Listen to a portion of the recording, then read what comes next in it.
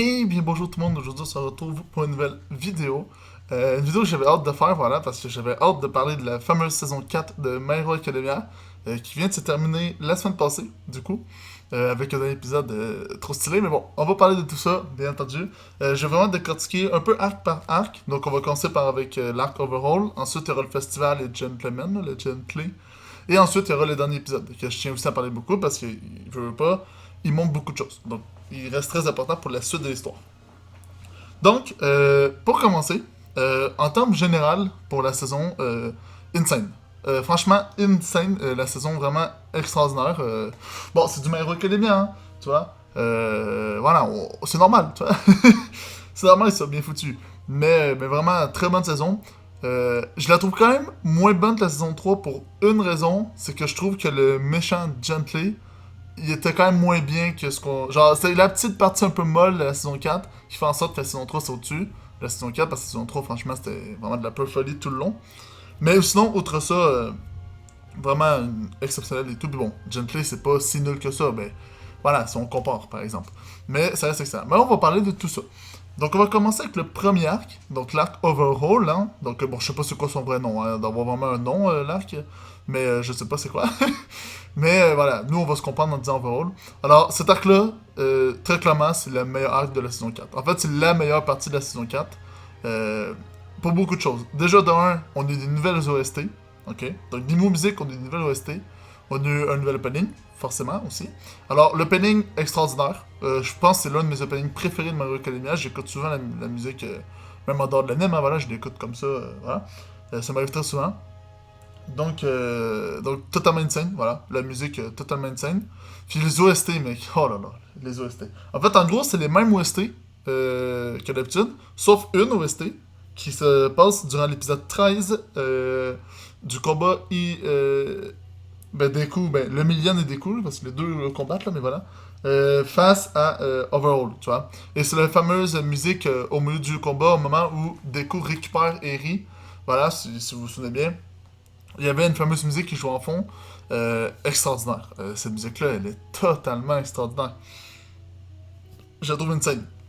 En plus, les paroles, ils suivent vraiment l'histoire d'Eri, tu vois. Ils suivent vraiment l'histoire du personnage et tout. Donc c'est trop bien foutu. Tu vois vraiment que la musique a été pensée pour ça. Excellent. Franchement, à ce moment-là, c'était juste trop beau.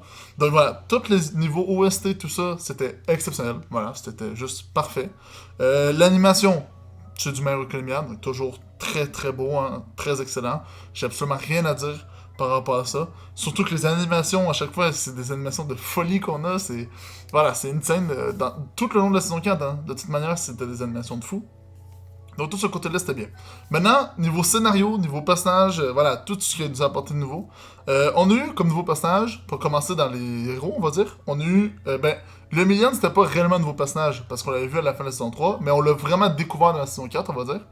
Donc, on a eu le Million, et on a eu Sir Night Eye, bon, puis il y a eu deux, trois autres personnages, mais vraiment secondaires, franchement, qui sont pas très important, puis j'ai pas envie de prendre du temps pour parler d'eux, voilà. Je pense qu'ils vont peut-être les développer plus tard, voilà. C'est ça le problème de Mario Academia, par contre, c'est qu'ils nous montrent énormément de personnages, mais ils ont pas le temps de tous les développer.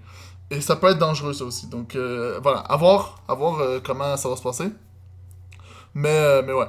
Mais voilà, sinon, on va parler surtout de Le Million et de Sun Night Eye. Alors, Le Million, je l'ai toujours aimé comme personnage. C'était pas mon perso préféré, tu vois, mais c'était un bon personnage. Voilà, c'était un bon personnage, j'ai toujours aimé, j'ai toujours trouvé stylé. Donc, franchement, ça, rien à dire. Et c'est là qu'on va en parler, hein. Et Sir Night Eye, je l'aimais pas. Voilà, il m'énervait. Vraiment, c'était pour moi un mauvais personnage. Voilà, il était vraiment pas de mon goût, je l'aimais pas. Voilà, c'était. Voilà. Je vous le dis clairement, hein, je m'en foutais de lui littéralement. Il aurait pu mourir, puis je m'en aurais foutu. Enfin, c'est ce que je croyais. Mais voilà, vous-même vous savez. Donc voilà, donc ces deux personnages-là, trop cool, vraiment, mec, trop bien. Bon, Night Eye, comme je dis au début, je l'aime pas, mais au final, je finis par l'aimer plus tard. On va parler hein, de ce moment-là, on va y aller chronologiquement. Là, je parle vraiment en général dans l'arc overall. Donc voilà, puis le Million, très intéressant comme personnage, et aussi ce qui arrive, c'est extraordinaire. Donc, du côté des méchants, on a tout le côté Yakuza, hein, qui est apparu, juste beaucoup trop bien en fait. Genre, vraiment trop bien en fait. Genre, c'était trop stylé. En plus, je trouvais ça plus réaliste, les Yakuza, que la Ligue des Vilains. Parce que, bon, on s'entend que dans la vraie vie, il y a réellement des mafieux, on va dire. Vous voyez? Il y a réellement ce genre d'organisation-là, comme les Yakuza et tout ça. Mais il n'y a pas de ligue de vilains. Tu vois ce que je veux dire? Donc, les Yakuza faisaient vraiment plus réaliste. Et du coup, je l'ai trouvé encore plus insane, en vrai. Donc j'ai totalement adoré les Yakuza. Donc on va parler du scénario, puis c'est là qu'on va commencer à y aller chronologiquement. Donc au début, on a un Deku qui essaie de rentrer dans l'agence de Senate High, qui est l'ancien partenaire d'All Might. Ça c'est assez stylé en vrai, parce que ça nous a permis de voir du background par rapport à All Might au moment où il y a eu sa blessure. Donc ça j'ai énormément aimé, très apprécié. Donc voilà, donc il essaie d'entrer dans l'agence et tout. Le moment était assez stylé. Voilà, genre, il fait en sorte d'envoyer plein de feuilles, comme ça le scénario peut pas analyser et tout. Donc voilà, c'était assez stylé, franchement. Voilà. C'était pas un combat, tu vois, mais le genre de petit combat qu'il y a entre scénario et des coups était assez stylé. Donc j'ai bien aimé, franchement, voilà. Début de la saison, c'était pas de la folie, mais c'était le début de la saison, donc c'est normal, c'était pas de la folie. Mais ça commençait bien, tu vois, c'était un bon début. Et ensuite, il y a eu l'une des meilleures scènes de la saison 4 à mon goût. La première rencontre avec Kiri. Voilà. Cette scène-là, pour moi, elle représente tellement de choses, en fait. Genre, en fait, ce qui est intéressant dans cette scène-là, c'est que t'as un Deku qui voulait absolument la sauver, tu vois. Mais lui, dans sa tête. En fait, Deku, lui, dans sa tête, un héros, tu vois, ça sauve la première personne qu'il voit, puis ça la sauve tout de suite, tu vois ce que je veux dire. Donc, quand il vu, il rit, puis il rit la. Ah, c'était tellement intense. En fait, ce moment-là était trop intense parce que t'avais le Yakuza, donc overall, le méchant principal, t'avais Iri, t'avais Deku et t'avais le Million. Et la pression, oh là là, la pression, c'était tellement insane. Et t'as juste Deku qui veut pas la laisser partir, tu vois, parce qu'il sait ce qui va arriver s'il la laisse partir.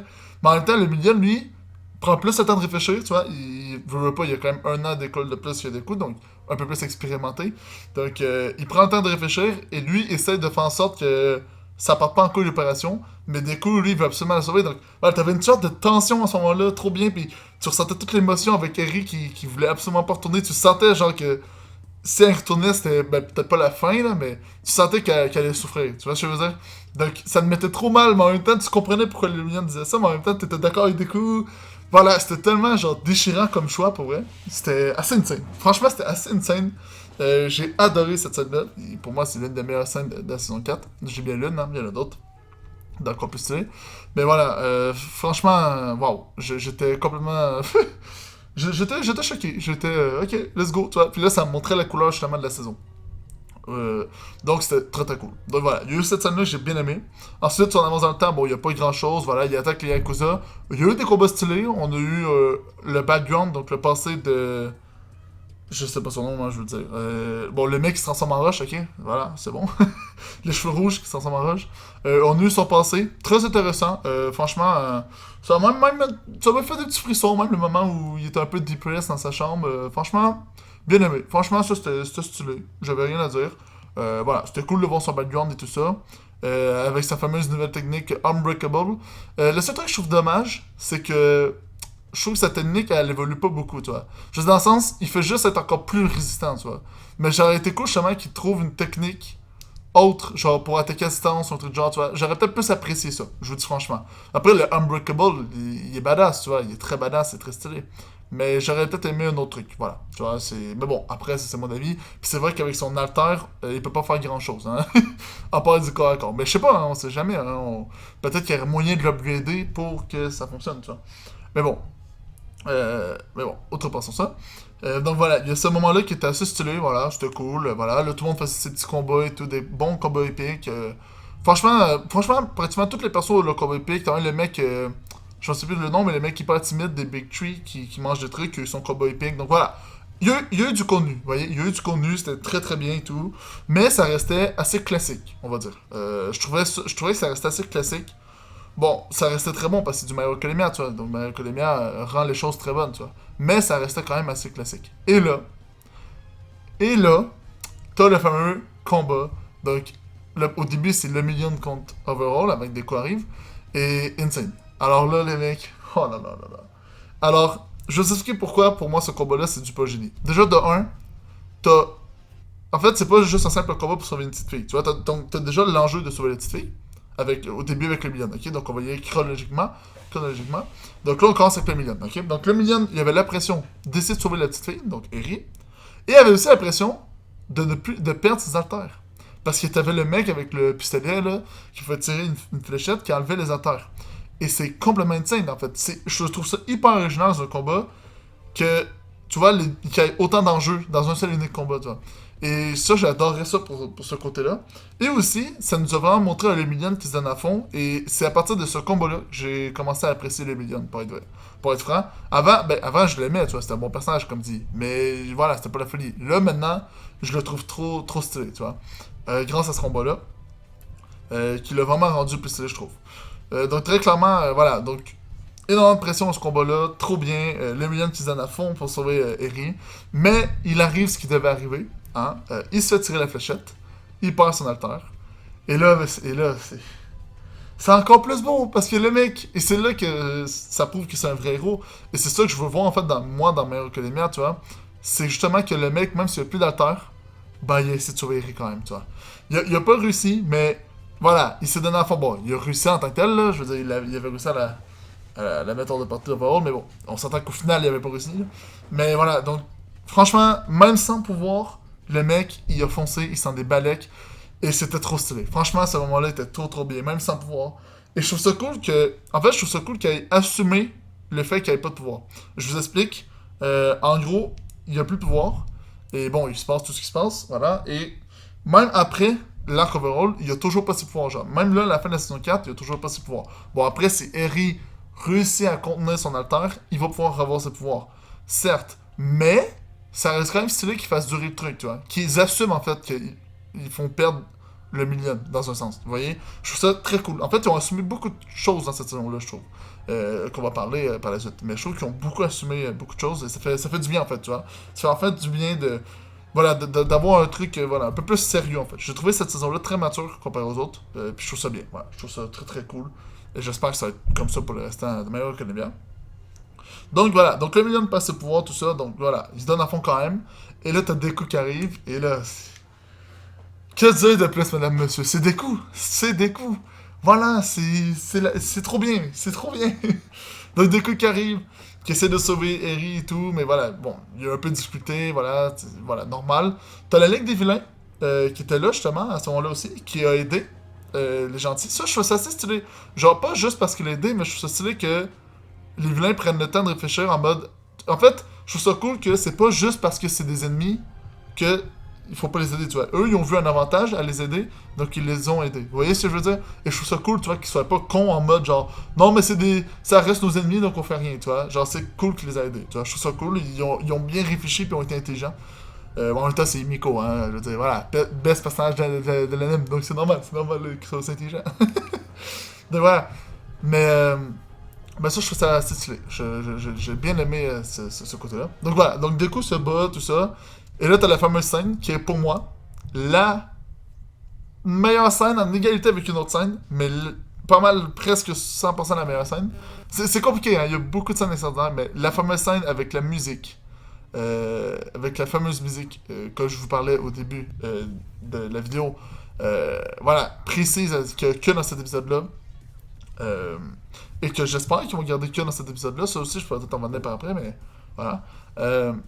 Très clairement, meilleure scène. Voilà, t'as une musique qui est juste trop belle. T'as Deku qui crie Eri, tu vois, pour que Eri le rejoigne. Puis Eri finit par le rejoindre. Et la scène où il la prend dans ses bras et tout, c'est genre. Le mec, c'est trop beau, c'est trop beau. Tu voulais que je dise quoi face à ça? J'étais juste choqué, j'étais juste en mode. Bon, ben ça y est, quoi. Les miens, ils ont tout compris, quoi. Voilà, c'est comme ça que ça marche, la vie, tu vois. C'était juste trop bien. Voilà, c'était juste putain de trop bien. Et j'espère vraiment ben, Bon, ça l'a continué comme ça au final. La saison 4, ça a toujours été très excellent. Mais en espérant revoir des scènes comme ça dans la saison 5 et ainsi de suite. Très clairement. Donc ça, scène extraordinaire, voilà, il récupère Eri et tout. Et ensuite, t'as le fameux combat qui est très épique, très badass, mais pas aussi badass que les autres combats. Mais en même temps, ce n'est pas le but. C'est ça le truc, en fait. C'est qu'en fait, Deku était tellement fort que c'était limite juste un massacre, en fait, tu vois. Et c'est pour ça que tout le long, il n'y a pas de musique épique, en fait, tu vois. Et qu'il y a juste une sorte de musique un peu... en fait, une musique de vilain, un peu, même. Parce que Deku... bon, le moment où on voit les cheveux d'Eri... En tout cas, je vais essayer de vous trouver l'image, là, mais... Le moment où on voit vraiment Deku en mode... on dirait limite un dieu, tu vois. Genre, c'était très badass, c'était très insane. Mais on dirait qu'il était méchant, tu vois. Genre, le mec, il a pas souri tout le long. Voilà. En fait, on avait vraiment l'impression que Deku, s'il faisait ça que par peu vengeance, et il était fâché, quoi, tout simplement, tu vois. Ce qui peut être très comprenable, hein, vu ce qu'Overall a fait à Eri. Je peux quand même le comprendre. Mais voilà, tu vois, il a pas gardé son sourire comme il l'a promis tout le long des 3 autres saisons. Et donc, la scène est très spéciale, tu vois. C'est pas une simple scène de combat. Il y a beaucoup de choses derrière cette scène-là. Derrière la phase de combat. Donc, voilà. Donc, je pense que voilà, c'est pour ça que ça était moins épique, parce que c'était pas ça le but en fait. Le but c'était pas tant de épique. Le but c'était de nous faire voir un autre côté de Midoriya, peut-être, tu vois, une autre facette de la personnalité de Deku, tu vois. Je sais pas, hein, mais voilà, c'était différent, tu vois. Et franchement, cette scène-là m'a même donné un peu de pitié pour Overall. Parce que ce qui est cool avec Overall, euh, c'est qu'il nous a donné beaucoup de background au personnage d'Overall. Et ça, j'ai adoré ça. Voilà. J'ai adoré qu'on en apprenne plus sur ce personnage-là à ce point-là, tu vois. Parce que ça m'a automatiquement donné plus d'empathie pour le personnage. Il a fait des actes horribles, on est d'accord, mais l'anime réussit à le rendre un peu empathique. Et c'est quand même très stylé, tu vois, pour ce côté-là. Et le combat aussi fait en sorte que tu deviens empathique pour Overall parce qu'il se fait juste littéralement victime. Puis en tout cas, toute l'ambiance générale avec la musique et tout, ça donne ça, tu vois. Donc, non, franchement, très stylé. Voilà, tout ce que j'ai à dire, c'était très stylé. Meilleur arc de la saison 4. Et ensuite, il arrive une autre scène totalement exceptionnelle. Franchement, les mecs, c'était fou, en fait. En fait, il y a un épisode, en fait, je m'en souviens plus c'est quoi l'épisode, genre c'est quel numéro, mais il y a un des épisodes où c'est le moment où Shigaraki euh, attaque Shisaki, tu vois. En gros, Overall se fait emmener par la police, et là, t'as Shigaraki qui attaque, vous voyez, donc Tomura, qui attaque le convoi de police et qui coupe le bras d'Overall. Bon, voilà, vous voyez de quelle scène je parle. Cette scène-là, extraordinaire. Franchement, mec, franchement, j'ai trouvé vraiment Tomura à cette scène-là badass. Mais vraiment badass. En fait, le mec, là, j'ai vraiment l'impression que c'est un vilain, tu vois. Autant la saison 3 me l'avait un peu démontré aussi, tu vois. Mais là, dans cette saison 4-là, j'ai vraiment compris que Tomura, en fait, il a pas le temps de niaiser. Vous voyez ce que je veux dire? Genre, le mec a clairement pas le temps de niaiser. Et c'est trop bien. C'est juste trop excellent. J'ai adoré cette scène-là parce que ça l'a vraiment rendu Tomura plus badass, je trouve. Donc j'ai adoré cette scène-là. Et ensuite, t'as l'autre scène après. Une scène. Waouh! Première mort, mesdames, messieurs, de My Hero Academia. Voilà. Première mort, un minimum importante. Il y a déjà eu des morts avant, théoriquement. Mais la première vraie mort qu'on a et qu'on vit, quoi, de Sir Night Eye. Et quand je vous disais que j'aimais pas Sir Night Eye, je l'ai pas aimé. Je vous le dis, hein, tout le long. Hein. Même au moment où il reçoit la roche dans le corps, tu vois. Genre vraiment, genre, je m'emballais de ce perso-là, tu vois. Et là, t'as la fameuse scène où il meurt. Et franchement, j'ai bien beau de ne pas aimer le personnage, j'ai versé une petite larme. Voilà, j'ai versé une petite larme. C'était trop beau. Voilà, la scène trop belle, trop magnifique. Et en fait, ce qui est exceptionnel de cette scène-là, bon, c'est une scène triste, je veux pas, voilà, tout le monde pleure, tout ça, t'attaque. Mais, genre, ce qui est beau, c'est que de un certain Hyde sourit tout le long, en fait. Il dit à tout le monde, souriez, ou sinon le monde ne sera plus aussi beau qu'avant. Et tout ça, tu vois, donc, un peu à l'Allemagne, tu vois, et c'était trop bien. C'était trop bien. En plus, quand les Millions, il arrive face à Night Eye, mec, c'était. Wow, ce moment-là était juste trop insane aussi, tu vois. Donc voilà, tout était beau dans cette scène-là, c'était la meilleure scène, mais le truc qui m'a terminé, on va dire, pour que je réussisse à verser une larme, et ça peut avoir l'air tout con, hein, et ça, je sais que c'est tout con, mais vous allez comprendre. C'est que, en gros, à la fin, qui finit par mourir, on voit juste un plan avec sa bouche qui sourit, en gros. Et ensuite, ça recule, et là, ben, tu vois comme la salle d'hôpital avec les gens et tout ça, tu vois. Et t'as un petit mot qui apparaît en haut qui donne le titre de l'épisode. Et le titre de l'épisode, c'est Un avenir radieux. Et là, les mecs, j'en parle en ce moment, j'ai des frissons, ok? C'est une scène, ok?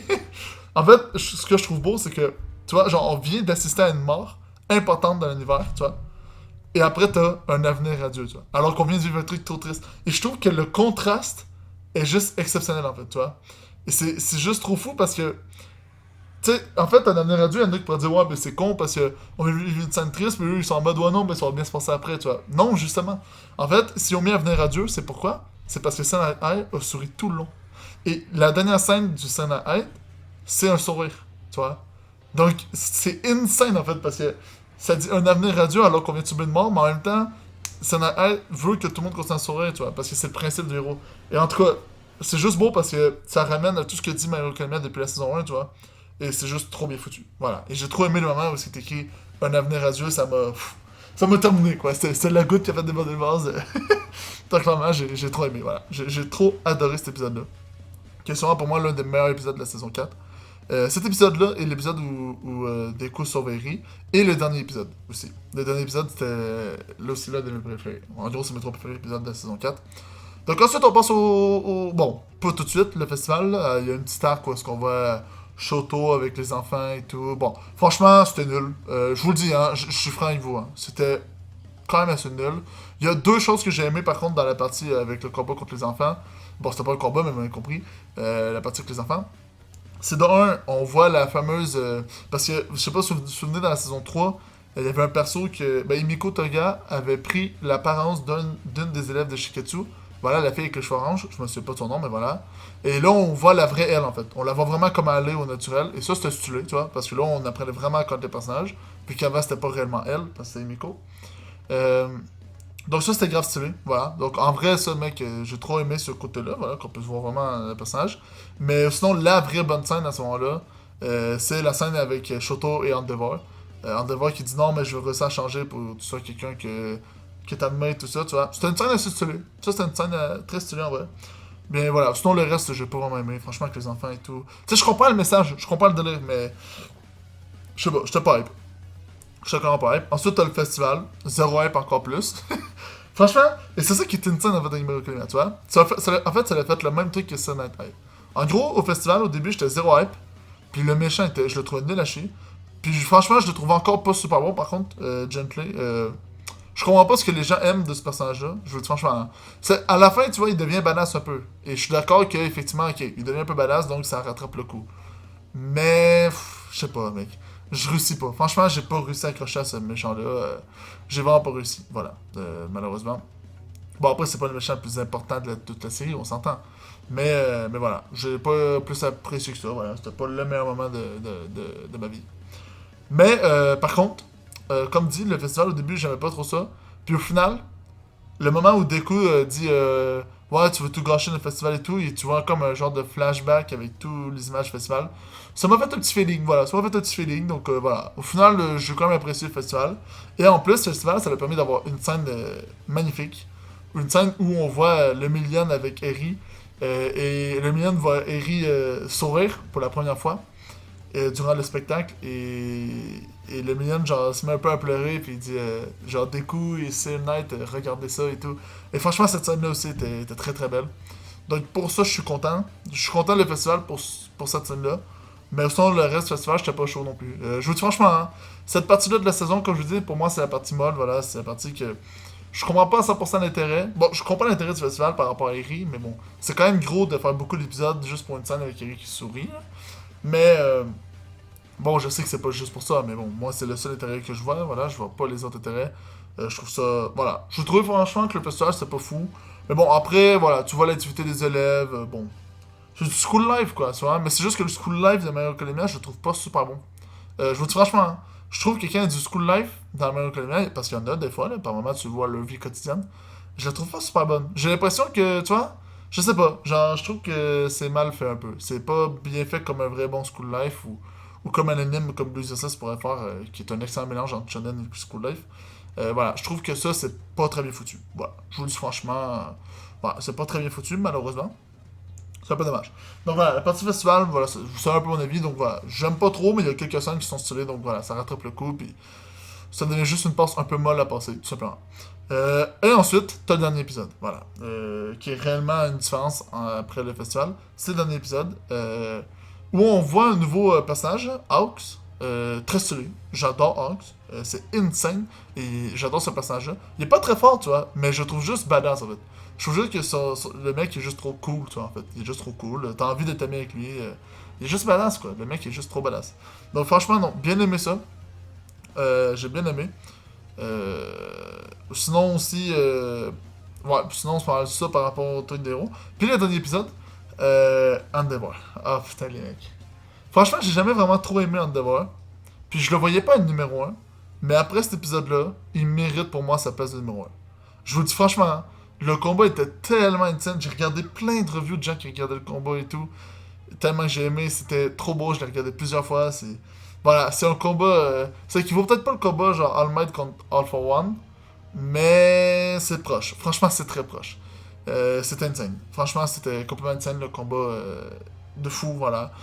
Pour moi, Endeavor maintenant mérite sa place de numéro un. Voilà. Pour l'instant, Endeavor, là, a, pour moi, dans mon cœur, conquis la place de numéro un. En fait, je suis un peu du même avis que le Natsu de Fairy Tail qui est dans Miracle Academia, vous voyez? Vous voyez l'enfant qui ressemble à Natsu, là, dans Fairy Tail?